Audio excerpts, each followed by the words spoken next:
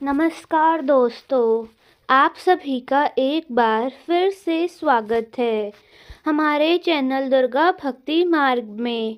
आज मैं आप सभी को सुनाऊंगी मार्गशीर्ष माह में सुनी जाने वाली संकष्टी चतुर्थी की कथा। एक समय की बात है, भगवान विष्णु का विवाह लक्ष्मी जी के साथ निश्चित हो गया।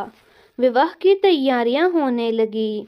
सभी देवताओं को निमंत्रण भेजे गए, परंतु गणेश जी को निमंत्रण नहीं आया। कारण जो भी रहा हो, अब भगवान विष्णु की बारात जाने का समय आ गया। सभी देवता अपनी पत्नियों के साथ विवाह समारोह में आए। अब उन सब ने देखा कि गणेश जी कहीं दिखाई नहीं दे रहे हैं। तब वे आपस में चर्चा करने लगे कि क्या गणेश जी को न्योता नहीं दिया गया या फिर स्वयं गणेश जी नहीं आए। सभी को इस बात पर आश्चर्य होने लगा। तभी सब ने विचार किया कि विष्णु भगवान से ही इसका कारण पूछा जाए। विष्णु भगवान से पूछने पर उन्होंने कहा कि हमने गणेश जी के पिता भोलेनाथ यानी कि महादेव को न्योता भेजा है। यदि गणेश जी अपने पिता के साथ आना चाहें तो आ सकते हैं।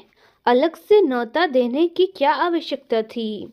दूसरी बात यह है कि उनको 1.25 मूंग, 1.25 चावल, 1.25 घी और 1.25 लड्डू का भोजन दिन भर में चाहिए। यदि गणेश जी नहीं आएंगे तो कोई बात नहीं, दूसरे के घर जाकर इतना सारा खाना पीना अच्छा भी नहीं लगता। इतनी वार्ता कर ही रहे थे कि किसी ने एक सुझाव दिया कि यदि गणेश जी आ भी गए तो उनको द्वारपाल बनाकर यहीं बिठा देंगे और कहेंगे कि आप तो चूहे पर बैठकर धीरे धीरे चलोगे तो बारात से बहुत पीछे रह जाओगे।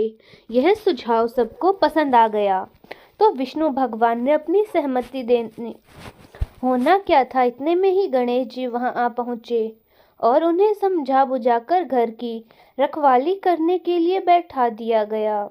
बारात घर से निकल पड़ी लक्ष्मी जी के घर की ओर। तब नारद जी ने देखा कि गणेश जी तो दरवाजे पर ही बैठे हुए हैं, तो वे गणेश जी के पास गए और रुकने का कारण पूछा। तो वे कहने लगे कि भगवान विष्णु का आज विवाह था, उन्होंने मेरा बहुत अपमान किया है, मैं उनसे बहुत रुष्ट हूँ। नारद जी ने कहा कि आप अपनी मूषक सेना के साथ उन्हें आगे भेज दें तो वे रास्ता खोद देंगे, जिससे उनके वाहन धरती में धंस जाएंगे। तब आपको उन्हें सम्मान पूर्वक बुलाना ही पड़ेगा। अब तो गणेश जी ने अपनी सारी मूषक सेना जल्दी से विष्णु भगवान की बारात के आगे भेज दी और सेना ने जमीन को खोद दिया, जिससे कि बारात के हाथी घोड़े तथा रथ के पहिए धरती में धंसने लगे।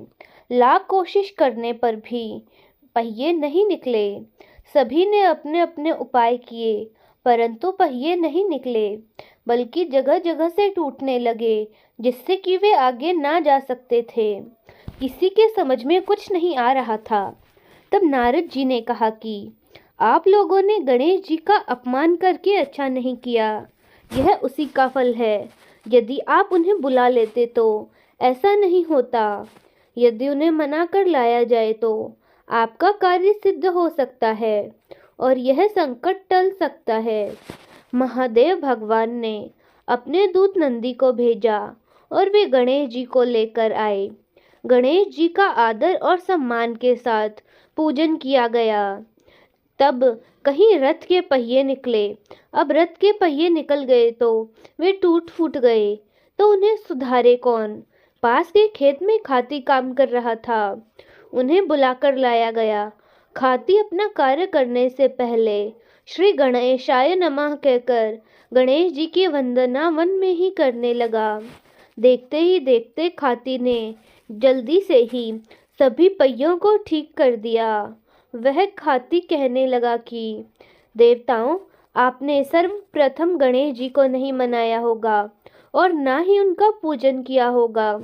जो भी मनुष्य या देवता अपने काम करने कोई भी नया काम शुरू करने से पहले गणेश जी की वंदना और उनकी पूजा नहीं करता है, उसके कार्य सिद्ध नहीं होते। और आपने गणेश जी की पूजा नहीं की, इसीलिए आप पर संकट आया। हम तो मूर्ख अज्ञानी हैं, फिर भी पहले गणेश जी की पूजा करते हैं और उनका ध्यान करते हैं। आप सब तो देवता गण हैं, फिर भी आप गणेश जी को कैसे भूल गए? अब आप लोग भगवान श्री गणेश जी की जय बोलकर जाएं, तो आपके सभी काम बन जाएंगे और कोई संकट भी नहीं आएगा। ऐसा कहते हुए बारात वहां से चल दी और भगवान विष्णु का विवाह लक्ष्मी जी के साथ सकुशल संपन्न हो गया। उसके बाद सभी खुशी खुशी घर लौट आए।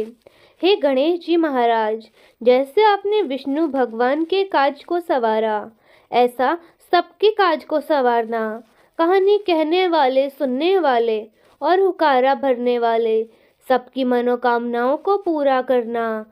धन्यवाद।